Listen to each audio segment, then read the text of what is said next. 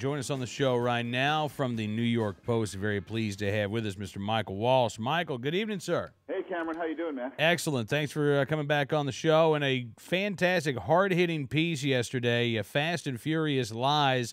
You say it was all a lie. All that we've heard from the Justice Department on Fast and Furious over the past 9 months, you say all false.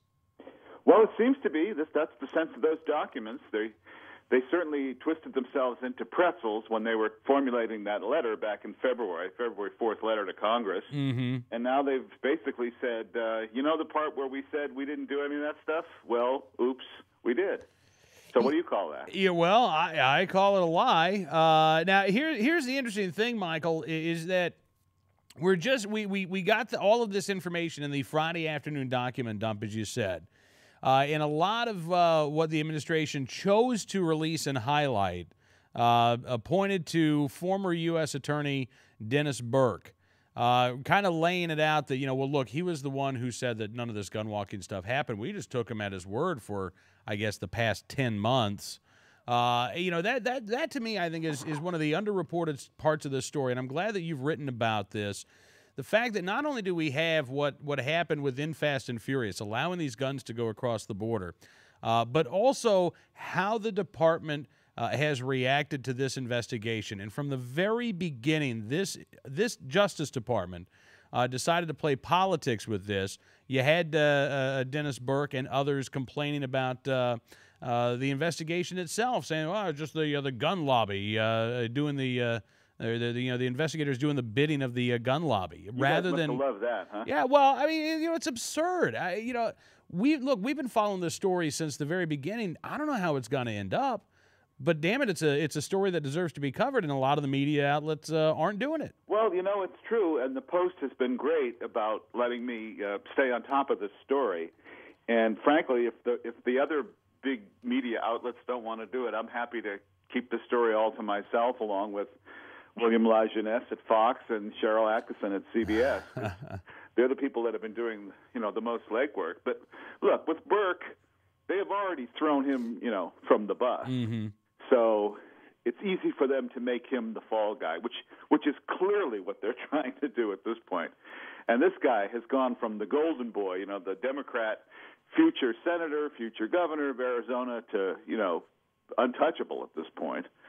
And now this other stuff that I thought was interesting was the fingers start pointing in the direction of Lanny Breuer, saying, hey, I never had anything to do with that letter. And now we find out that, well, in fact, he got multiple drafts of it, and he forwarded them to his own personal email. So unless he was just doing that for fun, he probably at least looked at it, don't you think? Yeah, absolutely. And the importance of this is that Lanny Breuer testified before Congress that he learned about gun walking in an earlier operation back in June of 2010, but he didn't know anything at all about guns walking as part of Fast and Furious. And when he was told that it wasn't happening, he believed these folks. Yeah, it's pretty interesting because the fingers seem to be pointing in his direction. The release of the Jason Weinstein emails where he says, I sent all this stuff to Lanny Breuer basically, is not good for Lanny. And also, he's got some, I'm not a lawyer, but it seems to me he's got some exposure, which actually Darrell Issa was talking about earlier today on Fox, that, you can't, lying to Congress is a felony. So they're going to have to say, well, we didn't mean to lie to you. We just didn't tell you the truth. Well, we already, it's interesting, Michael. We actually kind of heard that from Eric Holder the last time he testified before Congress when he was talking to the Senate Judiciary Committee. I think it was Holder and Senator Kyle, I believe. Yes, I think you're right. Yeah, who got into this, and Holder said, "Well, the letter we sent you was inaccurate, but it wasn't false." And so there's this very legalistic discussion of what's the difference between inaccurate and false, and basically to Eric Holder, he said, "Well, exactly as you just mentioned, it wasn't our intent to deceive." Well, this sounds like the Clinton administration. And, oh, wait a minute. Didn't Eric Holder work in the Clinton administration? He did. Didn't he have something to do with the Mark Rich pardon? Holy cow. Now it's all coming back to me. Yeah. Well, I tell you what, if this turns on the definition of what is... Here here we go again. Exactly. So where do you think this goes from now? I mean, the Attorney General is going to be testifying before the House Judiciary Committee on Thursday. What do you think happens next, Michael? Oh, well, this story just keeps on. It is the gift that keeps on giving. But it seems to me that Congress, Grassley's got to be offended. I mean, they even apologized to Grassley. I think Burke issued Grassley an apology for the sneering tone of contempt that he adopted in his memos, about the gun lobby and all the other things. Mm-hmm.